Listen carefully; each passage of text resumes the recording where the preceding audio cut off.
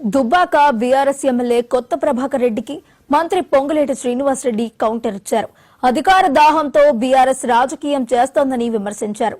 కొత్త ప్రభాకర్ రెడ్డి అంటే కేసీఆర్ ఆత్మ అని ఆరోపణలు చేశారు. కేసీఆర్ మాటలనే కొత్త ప్రభాకర్ రెడ్డి చెప్పారని అన్నారు. ధరణి పోర్టల్తో భూములను అక్రమంగా దోచుకుని వారి అనుయాయులకు కట్టబెట్టారని ఆరోపించారు. అక్రమంగా దోచుకున్న భూములను తమ ప్రభుత్వం వెనక్కి తీసుకుంటోందని బీఆర్ఎస్ నేతలు భయపడుతున్నారని మంత్రి పొంగులేటి శ్రీనివాసరెడ్డి అన్నారు.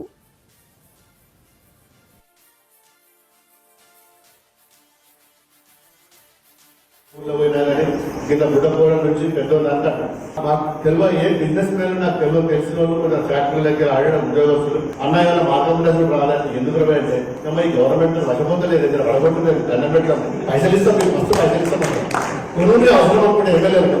కానీ ఉద్యోగం ఉత్సవ దగ్గర ఇది దీన్ని మొత్తం కథపట్టిదని ఎంతో మంది అంటున్నారు. బిల్డర్స్ అంటూ ఇండస్ట్రియలిస్టులు అంటూ మీకు అర్థం దగ్గర పెట్టుకుంటారు. ఏ ఎమ్మెల్యేలు ఏం చేసుకుంటారో మీరు చేసుకోండి అనే కాడికి వచ్చిందంటే మీరు అర్థం చేసుకోవాలి. కనుక దుర్మార్గమైన 12.5 ఇయర్ల మన ఇలా చాలా మంది బిల్లు మొత్తుకుంటారు. ఇల్లు కట్టిన వాళ్ళు, మోరీలు వేసిన వాళ్ళు, రోడ్లు వేసిన వాళ్ళు, అంగన్వాడీ స్కూల్ కట్టిన వాళ్ళు, సంఘాలు కట్టిన వాళ్ళు పైసలు రాలేదు. దుబ్బాక మరొక విషయం మాట్లాడాను.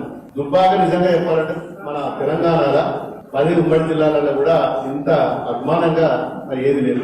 పేరుకు దుబ్బాక నియోజకవర్గం.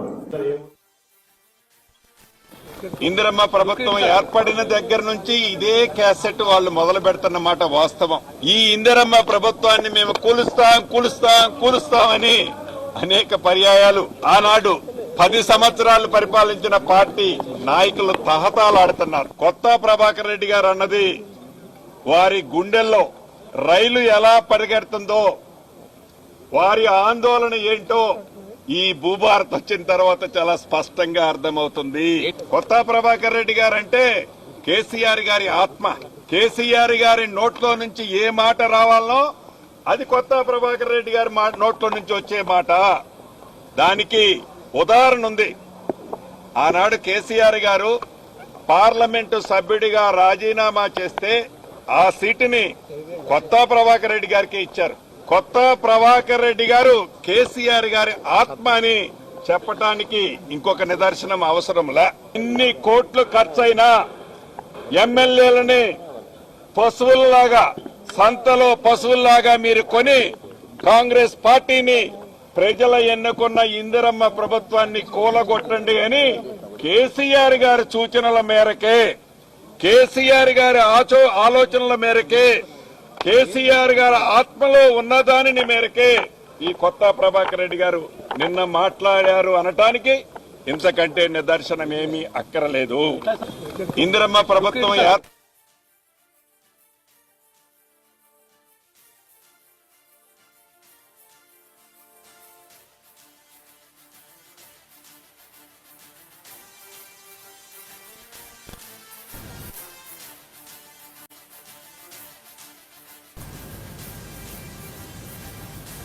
దుబ్బాక బీఆర్ఎస్ ఎమ్మెల్యే కొత్త ప్రభాకర్ రెడ్డికి మంత్రి పొంగులేటి శ్రీనివాసరెడ్డి కౌంటర్ ఇచ్చినట్టు తెలుస్తోంది. ఇక ఇదే అంశానికి సంబంధించి మరింత సమాచారాన్ని మా ప్రతినిధి హరికృష్ణ లైవ్ లో అందించడానికి సిద్ధంగా ఉన్నారు.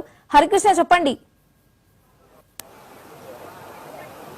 ఎస్వైష్ణవి, సిఎల్పి సమావేశం సందర్భంగా మంత్రి పొంగిలేటి ఈ సమావేశానికి విచ్చేసిన నేపథ్యంలో బీఆర్ఎస్ ఎమ్మెల్యే కొత్త ప్రభాకర్ చేసిన కామెంట్స్ పై అయితే ఆయన స్పందించడం జరిగింది.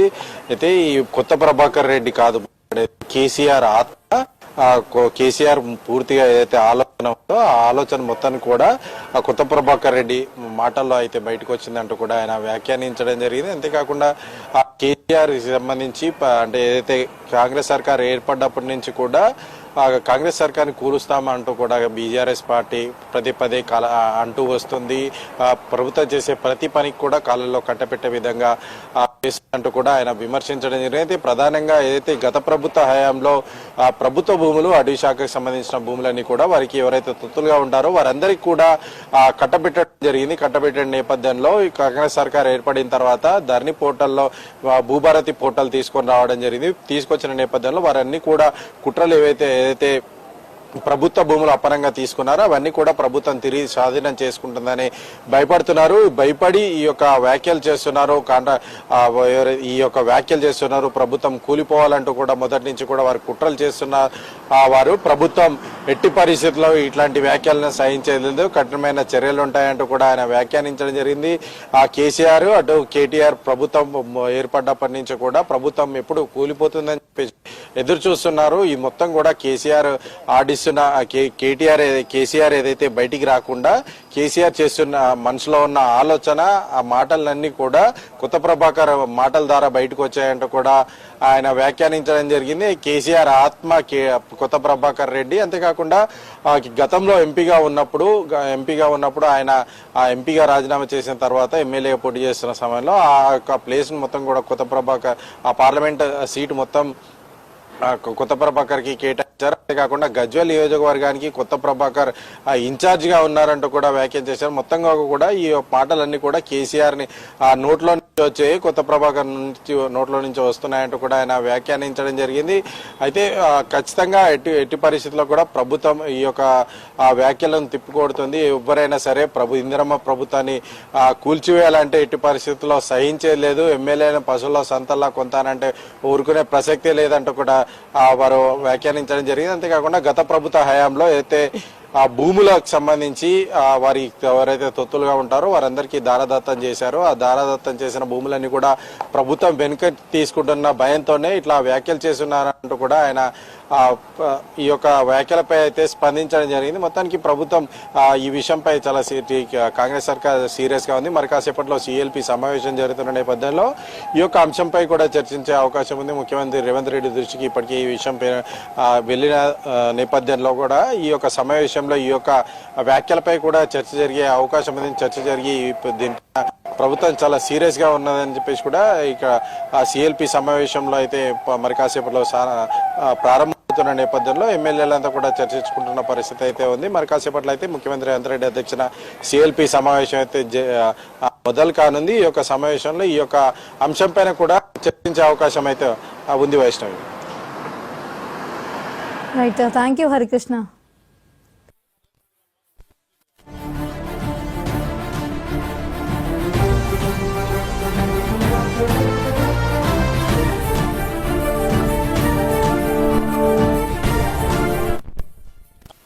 స్కీములు కూడా ప్రవేశపెడుతున్నట్టు తరుణంలో మా శాసనసభ్యులు, శాసన మండలి సభ్యులు, పార్లమెంట్ సభ్యులందరికీ కూడా ఈ వాస్తవాలు, ఈ స్కీములు, ఈ డెవలప్మెంట్ యాక్టివిటీ అంతా కూడా తెలియాలి కాబట్టి ఇలా సిఎల్పి సమావేశం పెట్టుకోవడం జరిగింది.